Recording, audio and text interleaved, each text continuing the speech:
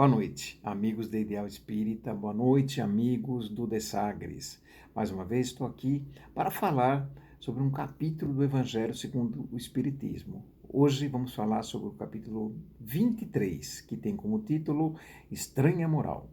Ele traz esse título, Estranha Moral, porque Kardec observa algumas passagens evangélicas que ele seleciona nesse capítulo, que, se formos pegar ao pé da letra, elas causam uma certa estranheza, porque são palavras que, se a gente não tomar cuidado, elas entram em contradição com o amor de Jesus, com a pureza de Jesus, com a base da doutrina que Jesus defendeu em todos os seus ensinamentos, a doutrina do amor.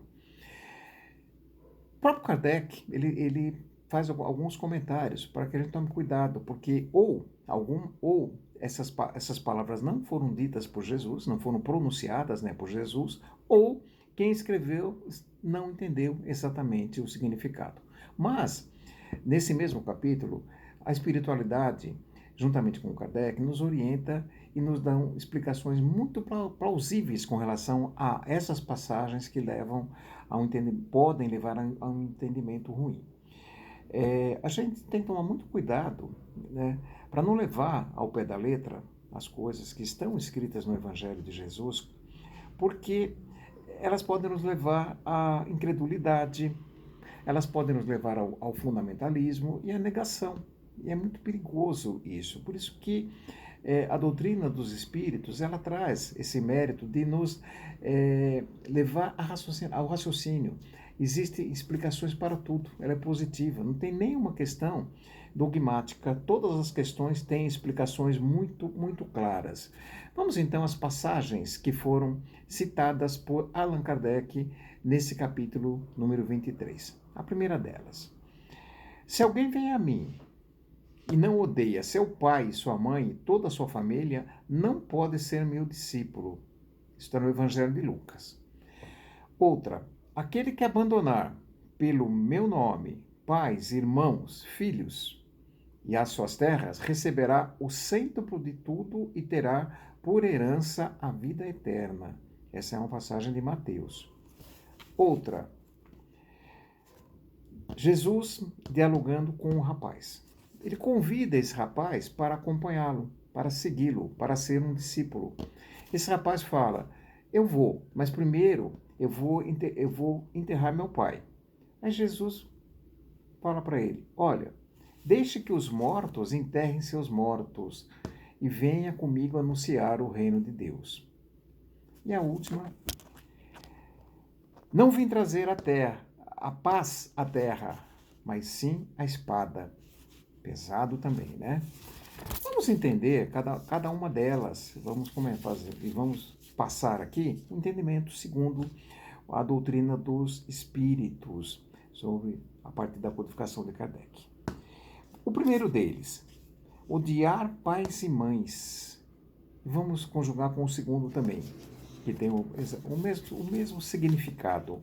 Abandonar pais e mães, que é de Mateus. Primeiro vamos contextualizar. O hebraico era uma língua pobre. O termo odiar, que consta aqui, que sugere que devemos odiar nossos pais, lá no hebraico, ele não tinha o mesmo sentimento de ódio como nós interpretamos hoje em nossa língua. O sentimento era muito mais voltado para amar menos. Então já não fica tão pesado assim, né? Jesus se enaltece a família o tempo todo, em toda a sua obra. Ele pede para que nós honremos os nossos pais. Ele fala em fraternidade sempre, amor fraternal sempre. Será que foi isso que Jesus quis passar para a gente? Abandone seus pais se quiser me seguir. Siga a mim, mas odeie todos aqueles que estão à sua volta. Será que é isso? Será que foi esse o entendimento? Não. O que Jesus passava aí era um alerta para todos nós, no sentido de que cada um tem o seu tempo e que esse tempo de entendimento que cada um tem, ele poderia trazer, em determinados momentos, desentendimentos de opinião. Eu posso entender as coisas de Jesus antes de alguém que não entende. Isso traz um entendimento. Então, o que Jesus fala sugere que nesse momento que eu abandone. Se meu pai pensa diferente, que eu abandone o entendimento do meu pai e que eu tenha um entendimento e que eu saiba aceitar também a opinião dele e que eu tenha a humildade de levar adiante o ensinamento, a obra de Jesus, que é salvadora, que é maravilhosa, sem ferir meu pai. Que eu continue honrando meu pai, que eu continue honrando minha mãe, minha família, mas Jesus nos alertava para essa diferença de entendimento, né? O próprio Emmanuel cita, né, em suas obras, né, que as palavras de Jesus, elas são o fermento divino das opiniões. Quantas dissensões já não aconteceram desde que Jesus esteve entre nós e deixou as suas mensagens maravilhosas. Então é muito normal esse desentendimento, é muito normal que ocorra esse confronto de opiniões. Todos têm sempre um momento diferente, né? Jesus sugere aí que é para que a gente, no momento em que a gente tenha esse entendimento do seu ensinamento, que esse ensinamento ele nos transforma, que a gente deixe de lado o homem velho que existia em nós e que assumamos o homem novo. E quando a gente assume posturas novas, é normal e comum que a gente tenha algo diferente no olhar das pessoas em relação a nós. O que será que está acontecendo com esse homem? O que será que está acontecendo com essa pessoa que está pensando de uma forma tão diferente? Aí que Jesus pede firmeza para a gente não ir pela opinião dos outros, ir pela nossa opinião no momento que tenhamos o entendimento. E aí é o momento que surge essa diferença. Vamos pegar um exemplo histórico. Paulo. Paulo fazia parte de uma família tradicional, da igreja da época, da igreja dos fariseus. E ele, Paulo, num determinado momento, ele encontrou Jesus.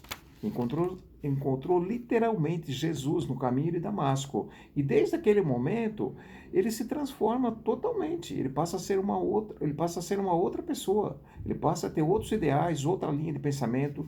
E aí, a partir desse momento, o que acontece com Paulo? Ele acaba sendo rejeitado por todos os seus familiares, todas aquelas pessoas que estavam à sua volta. Muitos pedem para que ele volte atrás. O pai dele pede: Paulo, renuncie, volte a ter as suas ideias. Porque ele trouxe algo muito diferente na sua linha de pensamento, no seu modo de ser. Ele abriu mão de todos aqueles princípios farisaicos que ele tinha enraizado em si mesmo, né? E o que aconteceu? Ele honrou o pai dele. Ele foi lá e conversou com o pai. Olha, pai, essa é a minha linha de pensamento agora. Eu encontrei Jesus, o ensinamento de Jesus. Vou levar esse pensamento adiante. O pai dele desprezou Paulo. O pai dele disse que a partir daquele momento ele não tinha mais um filho chamado Paulo, que não era nem Paulo, ainda era Saulo. É um exemplo de que Jesus foi profético, né? Outra situação. Deixar aos mortos o cuidado de enterrar os seus mortos. Não faz muito sentido, né? Um cadáver não enterra um outro cadáver. Não tem como. Como é que um cadáver vai sair lá da sepultura para sepultar, enterrar um outro cadáver? Mas um morto pode enterrar outro morto.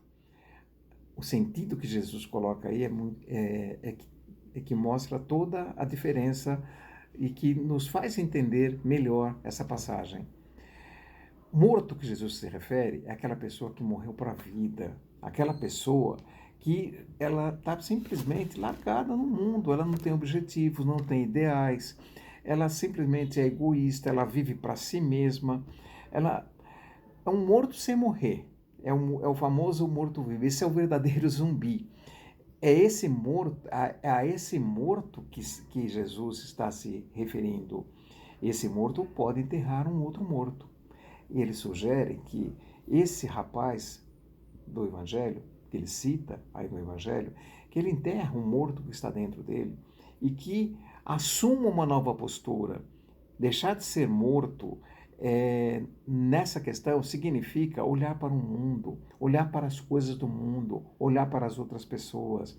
olhar para você mesmo e procurar assumir uma missão que te faça melhor como ser humano, uma missão que te faça ser melhor como espírito, uma, uma missão que faz você, que faça de você alguém que tenha orgulho de você mesmo. Alguém que, ao deixar esse mundo nessa encarnação, possa levar valores, que possa levar virtudes que foram aprendidas. Isso significa estar vivo, vivo para a vida e não morto para a vida. E nós temos muitas situações, nós temos muitas pessoas que simplesmente se entregam, muitas pessoas que simplesmente vegetam, simplesmente pessoas que vivem para a diversão, simplesmente vivem para determinado hobby e deixa toda a vida de lado. Deixa a família de lado, deixa o próximo de lado. Pessoas que não olham para as necessidades do seu próximo, as necessidades daqueles que estão à sua volta, né? Olha como já faz todo sentido, né? Aquilo que Jesus quis dizer para esse rapaz. Deixa aquele seu lado onde você estava morto para a vida, vivendo somente das suas coisas da matéria, e parta agora para uma vida onde você vai estar vivo, onde você vai viver para você mesmo, para a sua evolução e para a evolução do seu próximo. Outra passagem. Não vim trazer a paz, mas a espada. No primeiro momento, a gente, quando olha isso, parece, dá a impressão que é algum guerrilheiro, né, passando, algum sanguinário passando essa mensagem. Mas era de Jesus mesmo. E ele tinha muita razão. Na verdade, ele estava nos trazendo um alerta. Né? O que aconteceu com os ensinamentos de Jesus logo após a crucificação? Os cristãos foram perseguidos, não foram? As pessoas se desentenderam. Houveram guerras, né, desentendimentos, muitos cristãos foram mortos. Aí vai passando o tempo, o que nós vamos vendo? Nós vamos vendo muitas guerras entre nações em nome de Jesus. Se nós pegarmos o momento em que a religião católica, né, religião cristã, ela é assumida como religião oficial dos romanos, naquele momento Constantino mandou desenhar uma cruz nos aparatos dos soldados, nos escudos dos aparatos dos soldados romanos. Quer dizer, guerra em nome de Jesus. Quantas guerras já não aconteceram em nome de Jesus? Né? Quantas perseguições não ocorreram e ocorrem em nome de Jesus? Nós podemos citar a Inquisição, a Santa Inquisição da Igreja Católica. Nós podemos citar também as cruzadas, onde se perseguiam os povos da região árabe naquela época, em nome de Jesus, para tomar o túmulo de Jesus. Quantos países não se dividiram? Nós temos países que estão divididos, nós temos na Europa, ainda hoje, países que são divididos em protestantes e cristãos, por exemplo. Então, essa é a espada que é normal. Toda vez que surge algo novo, e esse novo é muito marcante, aqueles que vão se incomodar com essa ideia novas, eles procuram de todas as formas atacar.